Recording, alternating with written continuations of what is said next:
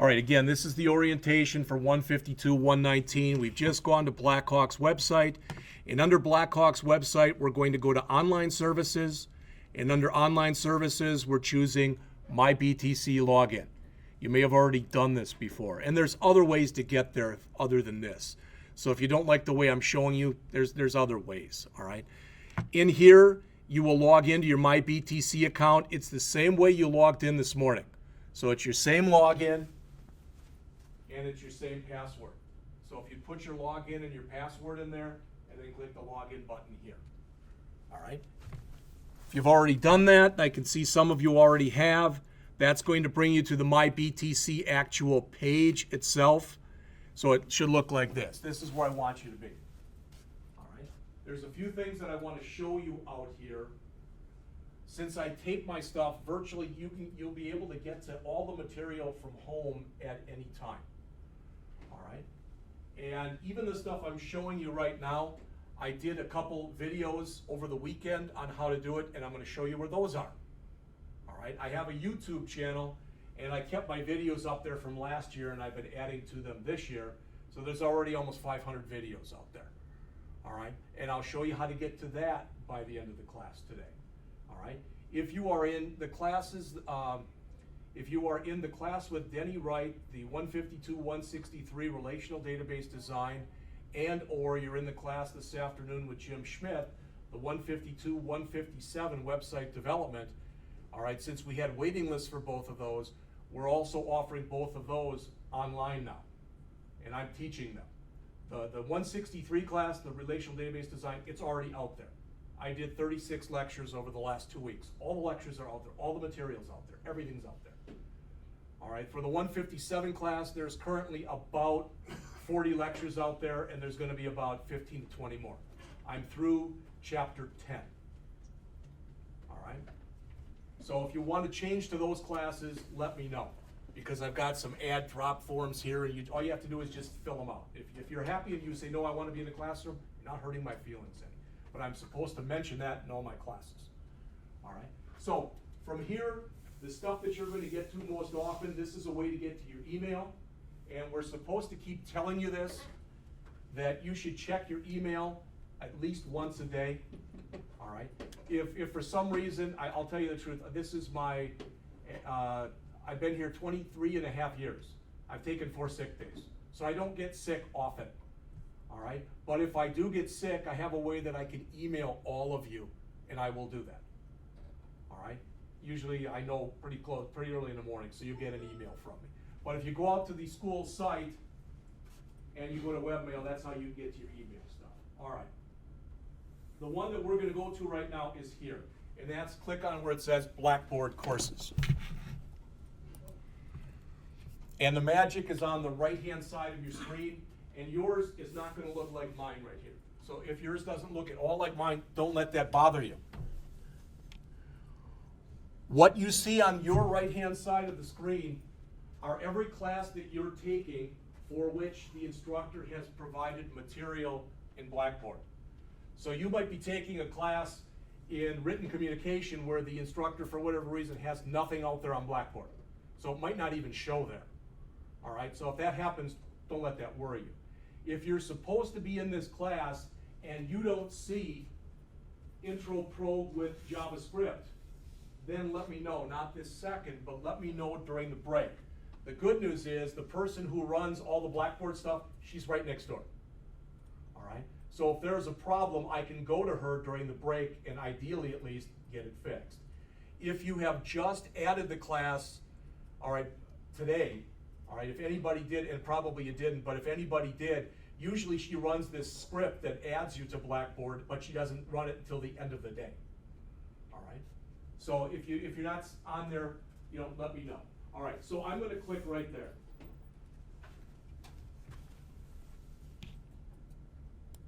So this is all of the material that you can get to from here or from home, all right, regarding this class. So I'm going to go over the syllabus in just a minute, but you can see under course guide, syllabus, that's what's highlighted, at least on mine, and the syllabus is available both in Word and in PDF format. All right. After week 8 or 9 or something like that, and at the end of the semester, you'll fill out a course evaluation. Let me know and let the school know what you thought of the job that I did. All right, so that's there. All the videos are under here, content videos. So what we're going through right now, the How to Blackboard, is also up here. That's about a 15-minute long video that I made on Saturday. All right, and this one, How to Virtual Desktop, we're not going to go through that today because they're having some problems with the virtual desktop. We'll go through that on Wednesday.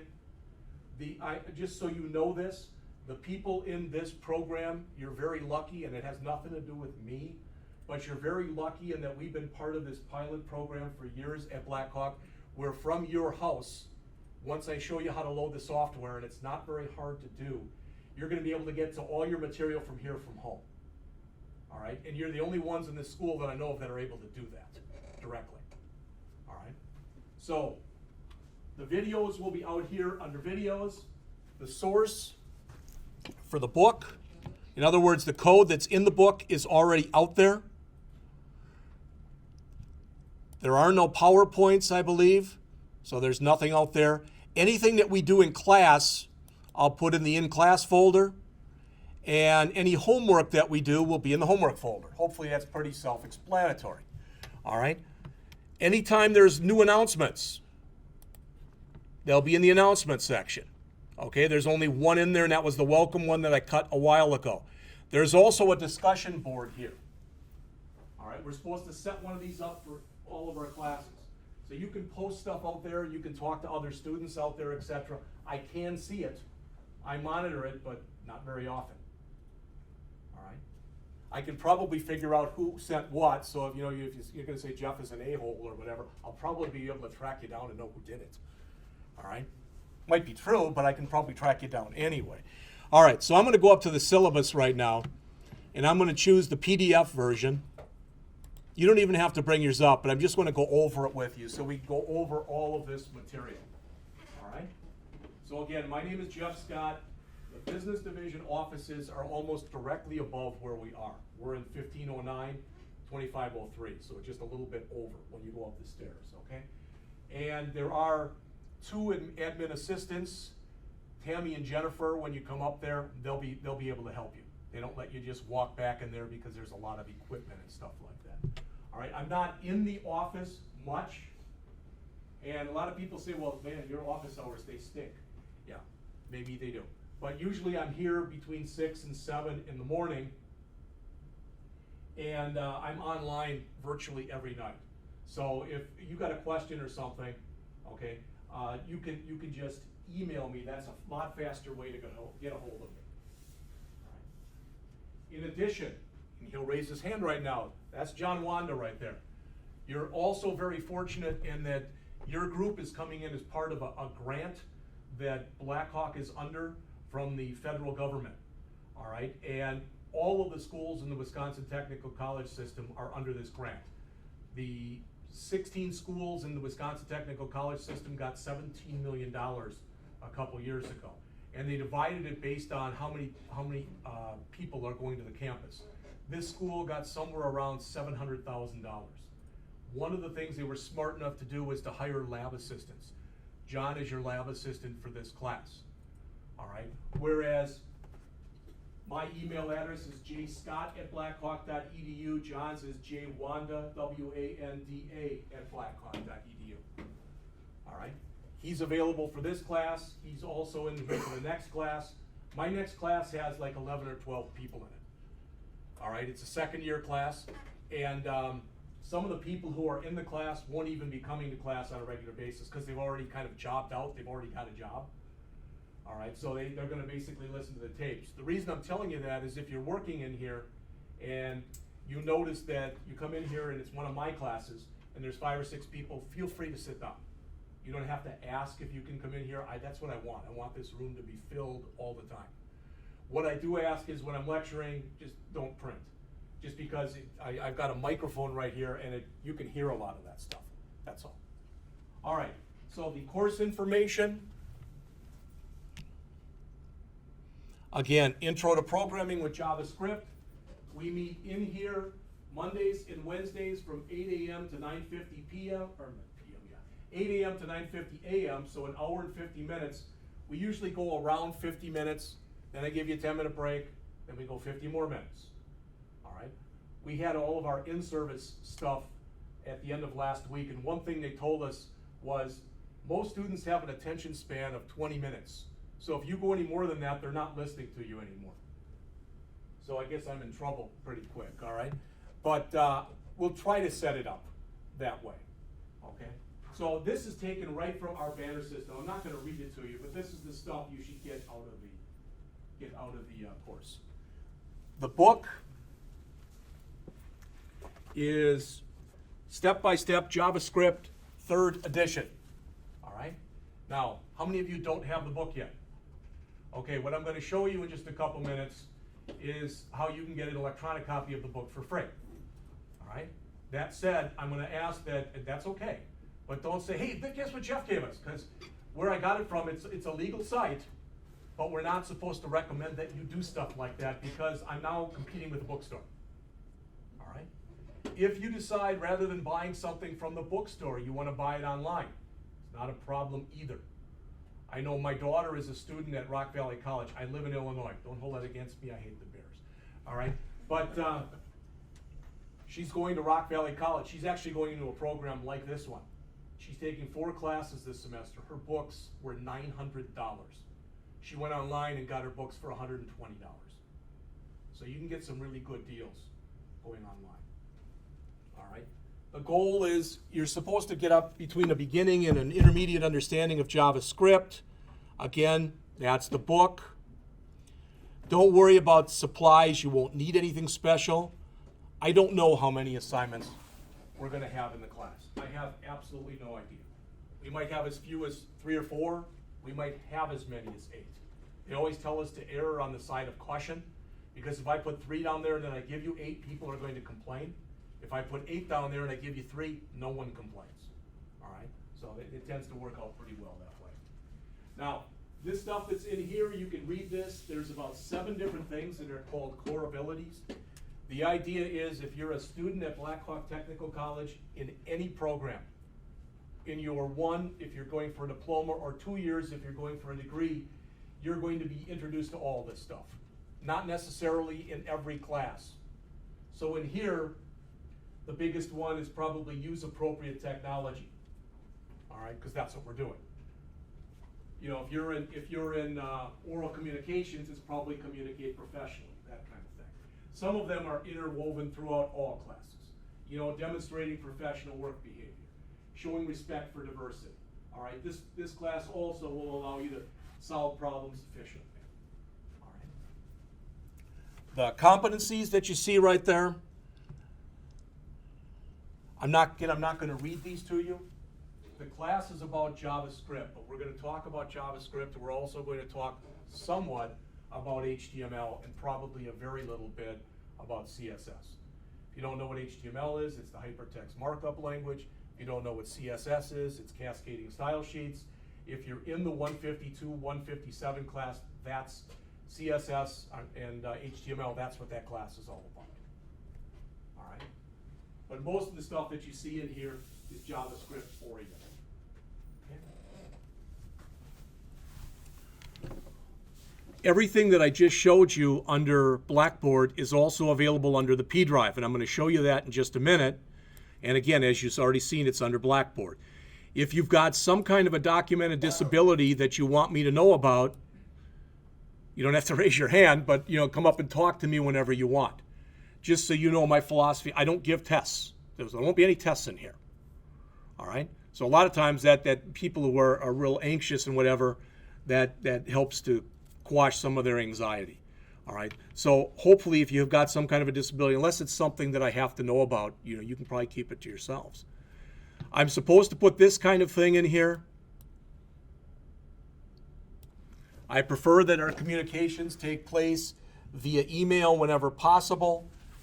All right, I'll attempt to turn any email around in 24 hours.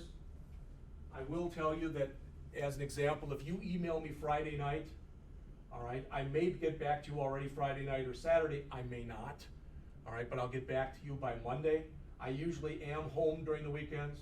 I've got 3 kids, and my oldest daughter has moved away, and she works for a company in St. Louis, so I go visit her if I can once every other month. So if I'm gone and you don't hear from me, my rule is I don't take anything electronic other than my phone with me when I go visit her. All right. We're also supposed to talk about cell phone policy. And I've got it here someplace, but I don't have any idea. There it is. They gave us suggested wording for cell phone policies. So I'm supposed to say one of four things. Either, as part of professional work behaviors in this class, there will be no use of social media or of personal email or cell phones in the classroom. This includes break time. That's ridiculous. All right, so no. Number two, in the interest of preserving effective learning environment, all cell phones and other devices will be turned off during class times. Well, that's ridiculous too. I don't ask that you turn them off, I do ask that you mute them. All right. Number three, cell phones must be turned off or set to vibrate during class. Okay, that's pretty much it. Number four is no policy. So mine is somewhere it's almost no policy. I will ask that if you get a call or you know you're gonna get a call, please don't take it in here. All right, just step outside, and if the door is open, and if you're gonna stand right out there, then just shut the door. All right. Any questions on anything I've gone over so far? Bless you. All right, then what I want you to do, if you're still in Blackboard, you can get out, or you can stay in there, that's up to you. But what I'm gonna ask that you do is, from your desktop, and you can see mine's getting messy again, but from your desktop, you should have a thing up there that says computer. And if you don't see one, you can click your start button down here, and then there's computer over there. All right? But if you've got the computer, all right, I'd like you to just double click on that icon, please. And yours won't look like mine for a couple of reasons. First of all, I've got a USB drive in there, which you won't have probably unless you put one in. And I've got access to drives like the N drive and the Q drive and the J drive that you probably don't have access to. All right, don't worry about it. I don't even know what most of those are because I don't use them. All right, but what each and every one of you should have on here, and again, if you don't have what I'm about to tell you, let me know during the break, is you should have a drive over here that's got your login name on it. That's your H drive. That's your drive. All right, I will tell you that any instructor that you have can get to that drive. All right, the reason I'm telling you that, and again, I say this and you might laugh or smile, I'm not making this up.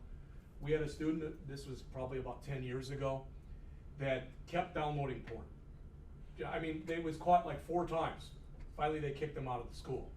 And he was like, how do you people find this out? Because we can get to the drive.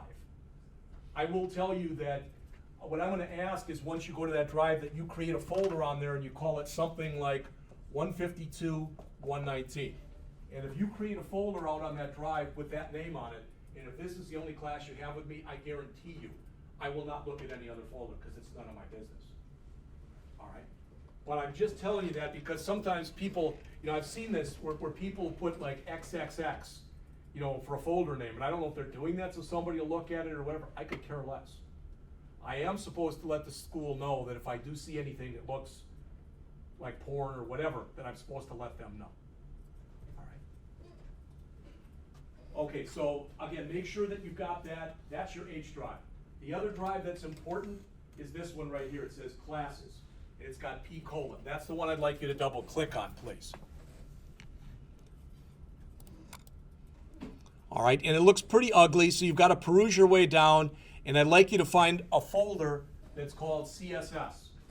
Looks like it's probably about a third of the way down. That's where everything gets kept. All right, so I'm under the P drive, and I peruse down from here, down a ways to CIS, and then double click where it says CIS. And you'll notice you get a bunch of folders that have numbers on them, including the one right in the middle here, which is the one for this class, 152, 119, L2P. So I'm going to double click on that one. All right, and I'm going to double click on fall 2015. Now, I put the stuff out here, and Jim Schmidt has got a section of this class from 3 o'clock till 4:50 Mondays and Wednesdays. So he may add things to what's here. But what I want you to see in here is if I find what I consider to be interesting articles on JavaScript, they'll be in here. That's where your homework will be. Again, anything I do in class will be put here. PDFs are here. The source code is here. Syllabus and course evaluation are here, etc. Well, the key thing is, if I go and double click where it says PDFs, there is a PDF right in the middle that says JavaScript Step-by-Step 3rd Edition. That's your book in electronic form. So if you want to take that and copy it over to your desktop, or you want to copy it over to your H drive, all right, you can have an electronic copy of the book if you want one. If you don't want one, that's fine. All right, I don't know, but it seems to be a generational thing that a lot of younger people have no problem at all reading books electronically. With these eyes, I have a real hard time doing too much stuff electronically like this. All right. So again, if I double click on it, there it is. It's the same thing that you have right there. All right. And I wanted to mention too that we're going to go through as much of the book as we can. That said, part 1 is, I think, about the first 11 chapters, something like that. The plan is to go through every one of those. That doesn't mean that, first of all, there are no PowerPoints, and I hate reading out of a book. All right, when we had our in-services last week, we had speakers, and they gave PowerPoint presentations and read them to us. All right, it's like, to me, I find that insulting. I know how to read. All right, so we'll go over all of part 1. We'll go over for part 2, virtually all of part 2. All right, then part 3, they talk about developing for Windows 8. Well, we're using Windows 7, so to me that's kind of silly to be going over that chapter. So at a minimum, we're not going to go over chapter 21. And part 4 is on JavaScript and Windows 8. No and no. So we won't go over any of that stuff. So we're basically going to go over the first 20 chapters of the book. All right. I've got an exercise that we're going to look at in just a bit. And after the break, then what I hope to do is go over chapter 1 today and get that out of the way. There won't be any homework. People always hit me that, well, when's our first homework? I don't know. It won't be till probably at least the end of next week. Then my policy is when I give a homework assignment, then what I do is, let's say I assigned an assignment today. It's going to be always due 2 weeks from the day that it's assigned, and you will get a minimum of 2 class periods to work on the homework. So people ask me, they go, well, what if I do it on my own? Do I have to come to class? That's up to you. All right? I mean, you're all adults here, but when people say to me, do I have to come to class? You know, well, John will tell you, I've got kind of a smart-ass attitude, but I'll be like, you know, you got to do what you want to do. But I wouldn't have that attitude once you get on the job. Hey, I don't think we're doing anything important today. Can I just stay at home? All right, that probably won't keep you at a job very often, or very long, I should say. All right, so before we go into chapter 1, which is what we're going to go into, I decided, because again, and so if you don't like what we're going to do right now, you can blame Blackhawk for it. Because they said, oh no, you've got to do things that make people feel involved. All right, so I've got something here that's going to make you feel involved. You probably don't know that it's going to, but it is going to. All right. So if you're the only, I don't think we have any tables that have just one person at them, so that this will work out fine. We're going to take a test. You know, like, wait a minute, you said you wouldn't have any tests. This is a wilderness survival worksheet. It's got about 10 or 12 questions on it, okay? I'm going to have you answer them. I'm going to give you about 5 minutes to answer them yourselves. All right, 5 or 10 minutes. And then when you're done with that, I want your group to get together, and you all have to agree on an answer. It may not be your number one choice, but it's got to be one all of you can live with. That make sense? All right. Then after that, we're going to go over I've got the key. I didn't make it up. All right, it's from the State of New York Park Society or something like that. So I'm going to give you this right now. We'll do this, and when we get done with all that and going through it as a class, then we'll take a break.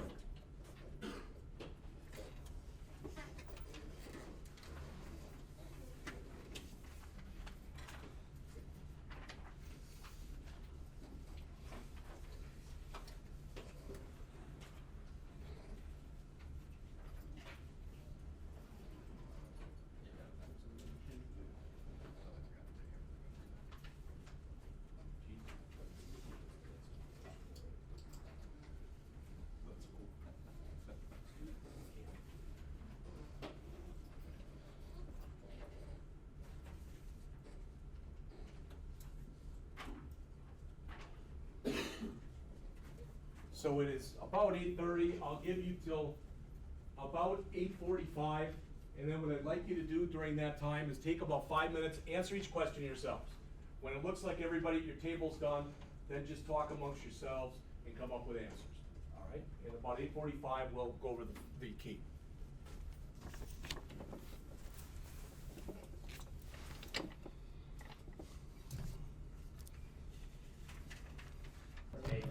All right, let's go over the answers here. So what I've done in the past is I put up like 1 to 6, and each group has got a number, but we won't do that.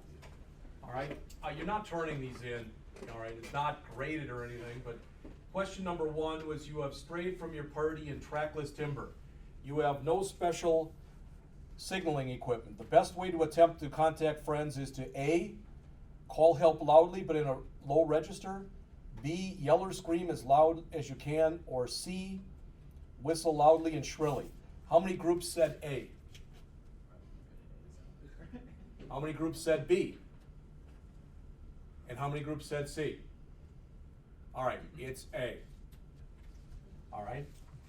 Call help loudly but in a low register. Low tones carry farther, especially in dense woodland. There's a much better chance of being heard if you call loudly but in a low key. I like this. Help is a good word to use because it alerts your companions as to your plight. Yelling or screaming would not only be less effective, it might be passed off as a bird call if people are far enough away. All right. Number 2, you are in snake country. Your best action to avoid snakes is to A, make a lot of noise with your feet. B, walk softly and quietly. Or C, travel at night. How many people said A, make a lot of noise with your feet? How many said B, walk softly and quietly? And did anybody say C, travel at night? All right, again, the correct answer is A. Most snakes don't want to be bothered. Now, if you've seen some of the things on TV with these pythons that are like, you know, they had one on it, I don't know if you saw it. It was on CNN. It ate a porcupine and it killed it because the quills, once it swallowed it, it basically just died. But you could see this huge porcupine inside of it because it died before it had a chance to ingest it or digest it. All right. So it says here, make a lot of noise with your feet. Snakes do not like people and will usually do everything they can to get out of your way. Unless you surprise or corner a snake, there's a good chance you will never see one, let alone come in contact with it. Some snakes do feed at night, and walking softly might bring you right on top of a snake. They're not all A. The first 2 were, but they're not all A. Number 3, you are hungry and lost in wild country. The best rule for determining safe plants to eat, those you don't recognize, is to A, try anything you see the birds eat. B, eat anything except plants with bright red berries. C, put a bit of the plant on your lower lip for 5 minutes. If it seems all right, try a little. How many said A? How many said B? And how many said C? C is the correct answer. For those of you who said A, I think that was the one about birds, they eat rocks. All right? Remember that. Pebbles, whatever you want to say. So, all right. And the thing for bright red berries, that's not always true. So, number 4. The day becomes dry and hot. You have a full canteen of water, 1 liter. You should A, ration it about a cupful a day. B, not drink until you stop for the night, then drink what you need. C, drink as much as you need when needed. How many said A? Did anybody say B or C? Well, that's interesting because you all got it wrong. Because the right answer is C. Drink as much as you need when you need it. Because there's a hidden danger of dehydration. All right? And the other thing is not drink until you stop at night. Well, if you keel over and die, having water there, you know, or if you're unconscious, it's probably not going to help you very much. All right? Number 5, your water is gone. You are very thirsty. You come to a dried up water hole, water course. Your best chance of finding water is to A, dig anywhere in the stream bed, B, dig up plant and tree roots near the bank, or C, dig in the stream bed at the outside of a bend. How many said A? How many said B?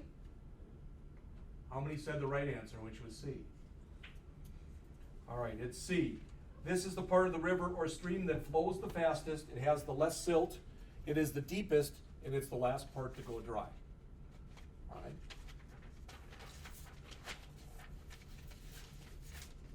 Number 6, you decide to walk out of the wild country by following a series of ravines where a water supply is available. Night is falling. The best place to make camp is A, next to the water supply in the ravine, B, high on a ridge, or C, midway up the slope. How many said A? B? C? C is correct, midway up the slope. A sudden rainstorm may turn the ravine into a raging torrent. This has happened to many campers and hikers before they had a chance to escape. The ridge line, on the other hand, increases your exposure to rain, wind, and lightning should a storm break. So the best place is midway up the slope. Number 7, your flashlight glows dimly as you're about to make your way back to camp as darkness is falling. You should, A, head back at once, keeping the light on, hoping that it'll glow long enough to make out landmarks. B, put the batteries under your armpits to warm them, then replace them in your flashlight. Or C, shine your light for a few seconds, then try to get the scene in mind and move out of the darkness, then repeat the process. How many said A? B? C? All wrong, it's B. I got that wrong when I took it. Put them under your armpits. That actually works. All right? Yeah, it does. It gives them like a temporary little charge. All right? Never heard of that. I had not heard of it before I took the test either. Number 8, an early snow confines you to your tent. You doze with the stove going. There is a danger if the flame is A, yellow, B, blue, or C, red. How many said A? B? C? Correct answer is A. A yellow flame indicates incomplete combustion and a strong possibility of carbon monoxide buildup. Each year, many campers are killed by carbon monoxide poisoning as they sleep or doze in tents, cabins, or other enclosed places. The next question, to me, this is the most interesting question on the test, and I'll tell you why after we go through it. Number 9, you must ford a river that has a strong, this isn't the one, that has a strong current, large rocks, and rough water. After carefully selecting your crossing spot, you should A, leave your boots and backpack on, B, take your boots and backpack off, or C, take off the pack but leave on your boots. How many said A, leave your boots and pack on? B, take your boots and pack off? C, take off your pack and leave your boots on? The correct answer is A, leave your boots and your pack on. Errors in fording rivers are a major cause of fatal accidents. Sharp rocks or uneven footing demand that you keep your boots on. If your pack is fairly well balanced, wearing it will provide the most stability, and a waterproof zippered backpack will usually float. All right, number 10, in waist-deep water with a strong current, when crossing a stream, you should face A, upstream, B, across the stream, or C, downstream. How many said A, upstream? B, across the stream? C, downstream? Correct answer is B, across the stream. Errors in facing the wrong way and fording the stream are the cause of many drownings. Facing upstream is the worst alternative, as the current could push you back and your pack would provide the unbalance to pull you over. You have the best stability facing across the stream, keeping your eye on the exit point on the opposite bank. This is the question, number 11, that I literally almost got into a fight with a woman that I worked with, who told me I was the biggest asshole who ever lived after I gave, and she had the right answer and I had the wrong one. So when I got done, I apologized to her and she said, no, it was worth it just to have you apologize. But she was right and I was wrong. So, number 11, you find yourself rim-rocked. Your only route is up. The way is mossy, slippery rock. You should go A, barefoot, B, with your boots on, or C, in stocking feet. How many said barefoot? A. How many said B, with your boots on? And how many said the right answer, C, in stocking feet? All right? Because Becky, when we had this argument, I had said, with your boots on, and then I switched to barefoot, and she was like, no, it's in stocking feet. She was right. All right? Here you can pick your route to some degree with stocking feet, and you can feel where you're stepping. Normal hiking boots become slippery, and going barefoot offers your feet no protection at all. Finally, number 12, this is the one most people get correct. Unarmed and unsuspecting, you surprise a large bear prowling the area.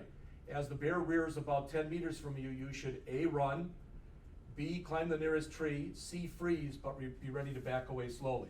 How many said A, run? B, climb the nearest tree. C, freeze, but be ready to back away slowly. It is C. And I will tell you, we're going to take a break, but before we do, Mark Olson, who's a teacher in our culinary program, was telling us when we had our in-service last week, we had to go around and say what we did during the summer and stuff. And Mark he had bid on a trip, a hunting trip to Canada, and he won.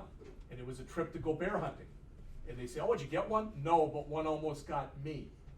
He was with a friend of his, and they put out like fat for bear bait, and unknown to both of them, one of them stepped in it when he was leaving. And they figured they were up 13 feet in a tree, and the bear got within, he was up 11 feet, so it was within 2 feet of them. And they grabbed everything they had and started bonking him over the head with it, and he just went down. They were lucky. All right, let's take a break. It looks like let's come back at about 10 after 9, and we're gonna go over chapter 1 after that.